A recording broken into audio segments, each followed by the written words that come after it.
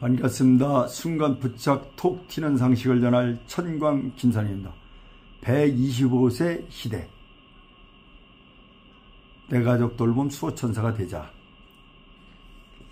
감염성 질환 예방에 관해서 말씀을 드리겠습니다. 미생물이 몸에 들어오면 질병이 발생할 수 있습니다. 특히 노인은 노화로 인해 모든 기능이 쇠퇴하고 반응 능력이 저하되기 때문에 안전한 환경을 제공하여 감염을 예방하는 것이 중요합니다. 특히 감염은 노인에게 빈번히 발생하므로 각별히 주의해야 합니다. 감염, 요양보호사의 손, 실내 공기, 물건이나 가구 등에 의해 감염이 일어나기도 하므로 요양보호사는 자신이 감염되어 대상자에게 옮기지 않도록 항상 유념해야 합니다. 감염의 증상, 감염이 발생한 부위는 후끈후끈한 열감이 발생하고 발적, 통증, 부종, 붓는 거에게죠. 삼출액 증가가 일어납니다. 호흡기계 감염일 경우는 인후통이 발생하고 기침, 객담, 호흡 곤란 등이 발생합니다.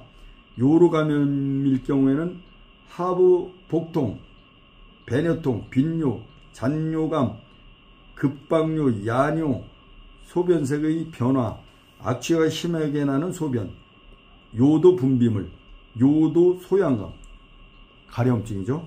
발열, 오한, 옆구리 부위 통증, 오신, 구토, 간혹 설사도 나오고요. 전신 증상으로는 안면홍조, 얼굴이 빨갛게 달아오는 증상이죠. 발열, 발진, 피곤, 의욕 상실, 두통, 근육통, 빈맥, 1분에 한 100회 이상 뛰는 거, 식욕저하, 탈수 등 이런 증상이 일어납니다. 여기서 감염은 미생물이 몸속에 침입해 수가 증식하는 것을 말하고, 하부 복통은 아랫배나 하부 골반의 뻐근한 통증을 말하고, 배뇨통은 배뇨 시에 통증이나 불만감이 있는 상태를 말하고, 급박뇨는 소변이 마려운 느낌을 참기 어려운 증상을 말합니다. 참고로 소변색은 탁뇨, 탁한 색깔의 소변을 말하고, 혈뇨는 피가 섞인 소변을 말합니다. 참고, 탈수 증상은 심한 갈증, 소변 횟수 감소, 피곤함과 무기력감, 마른 피부와 혀, 정신의 혼동이 일어납니다. 감염 예방 방법으로는 손 씻기, 감염 예방을 위해서 식사 전 화장실 사용 후 객담이나 상처 배역과 같은 대상자의 신체 분비물을 만진 후 장갑을 착용했더라도 반드시 손을 씻어야 합니다. 참고사항으로 올바른 방법으로 씻지 않으면 손을 씻어도 상당수의 세균이 남아 있습니다. 올바른 손 씻기 6단계를 말씀을 드리겠습니다. 이건 사진도 함께 보여드리겠습니다. 올바른, 이게 화장실에 그 병원 같은 데 많이 붙어 있죠. 직장에서도 그렇고요. 올바른 손 씻기 6단계. 준비, 흐르는 물 양손을 적신 후, 그러니까 흐르는 물로 양손을 적신 후 손바닥에 충분한 양의 비누를 묻혀 주는 거예요. 손 씻기 6단계. 제1단계, 손바닥과 손바닥을 마주대고 문질러 줍니다. 2단계, 손등과 손바닥을 마주대고 문질러 줍니다. 또 3단계, 손바닥을 마주대고 손깍지를 끼고 문질러 줍니다. 4단계, 손가락을 마주잡고 문질러 줍니다. 5단계, 엄지손가락을 다른 편 손바닥으로 돌려주면서 문질러 줍니다. 6단계, 손가락을 반대편 손바닥에 놓고 문지르며 손톱 밑을 깨끗하게 합니다. 마무리, 흐르는 물로 비눗물을 닦아내고 깨끗한 수건 또는 핸드 드라이로 손을 건조하게 해줍니다. 이건 보건복지부 대한의학협회에서 권하는 올바른 손 씻기죠. 그리고 이제 요거는 손을 잘못 씻으면 병균이 남아있다는 걸 나타내 주네요. 또 항균 액체 비누를 사용해야 된다는 건데, 흐르는 미온수로 손을 적시고 일정한 양의 항균 액체 비누를 발라야 한다. 왜 그러냐면 일반적인 바 형태의 고체 비누는 세균으로 감염될 수 있기 때문에 그렇다는 거죠. 비누와 물이 손의 모든 표면에 묻도록 한다. 손바닥을 마주대고 문지른다. 손바닥과 손등을 마주대고 문질러 준다. 손바닥을 마주대고 손깍지를 끼고 문질러 준다. 손가락을 마주잡고 문질러 준다. 엄지손가락을 다른 편 손바닥으로 돌려주면서 문질러 준다. 손가락을 반대쪽 손바닥에 대고 문지르며 손톱 밑을 깨끗이 한다. 흐르는 온수로 비누를 헹구어낸다. 일회용 수건으로 손의 물기를 제거한다. 젖은 수건에는 세균이 서식할 수 있으니 사용한 수건은 세탁하여 건조 후 다시 사용한다. 꼭 알아두기. 손을 꼭 씻어야 하는 경우, 요거는 잘 들어두세요. 음식 만지기 전후 달 음식을 만지고 나서 쇠고기, 돼지고기, 닭고기, 생선, 기타 생산물, 하여간 고기 만지면은, 날고기 만지면 손을 씻어야 한다 이거요.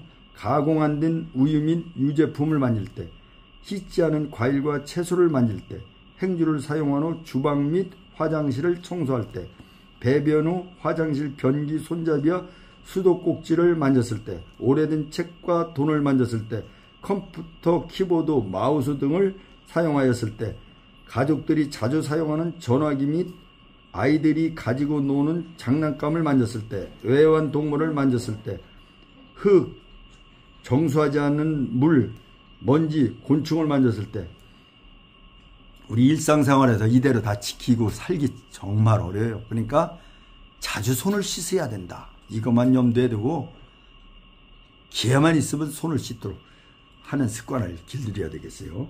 분비물 처리. 대상자의 분비물은 반드시 위생적으로 처리해야 된다. 가래, 소변, 대변 등의 배설물은 질병을 옮길 수 있는 균을 포함하고 있기 때문에 배설물을 만질 때는 다음과 같은 점에 유의한다. 배설물을 만질 때는 반드시 장갑을 착용한다. 오염된 세탁물은 장갑을 끼고 격리 장소에 따라 배출한다. 가정에서는 배설물이 묻은 의류나 물건을 따로 세탁하거나 씻는다. 대상자가 사용하는 물품에 혈액이나 책이 묻었을 때 찬물로 닦고 더운 물로 헹구며 필요시 소독해야 한다. 요양보호사의 손이 분비물로 오염되지 않도록 주의한다. 배설물 처리 후에는 장갑을 착용하더라도 물과 비누로 손을 씻는다. 대상자 위생관리.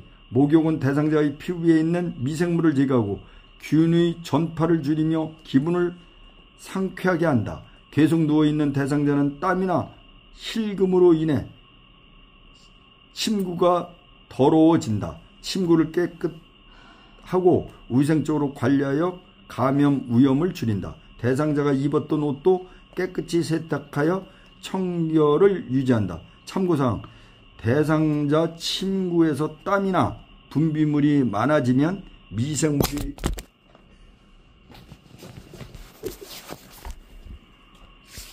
이게 또 하다가 떨어졌네. 미생물이 번식해 감염의 요인이 된다. 이렇게 돼 있어요. 이걸 요양보호사 위생관리. 요양보호사는 철저한 위생관리를 통해 감염 위험으로부터 자신을 보호하고 자신에게 감염 전파 위험도 줄일 수 있다. 청결을 위해 매일 샤워나 목욕을 한다.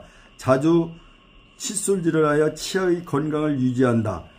손을 자주 씻는다. 피부가 트거나 갈라지면 세균이 자라기 쉬우므로 로션을 발라 보습한다.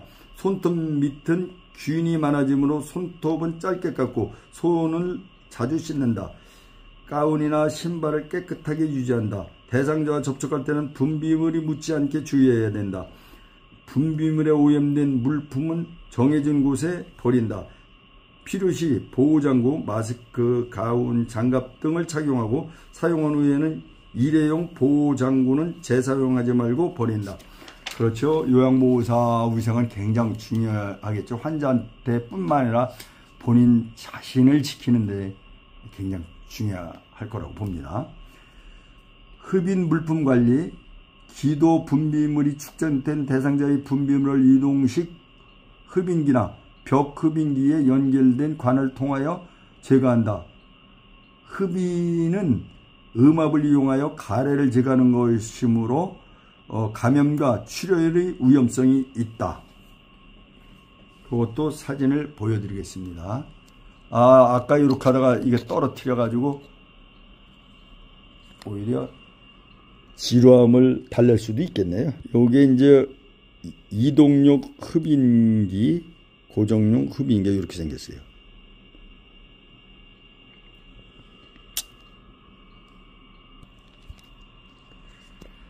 가래가 담긴 흡인병은 비눗물을 버리고 1일 1회 이상 깨끗이 닦는다. 한 번 사용한 카테터는 분비물이 빠질 수 있게 물에 담가 놓는다.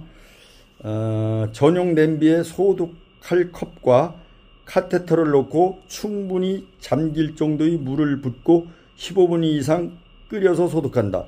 소독한 컵은 냄비 뚜껑을 닫은 채 물을 버린 후 건져서 자연 건조한다.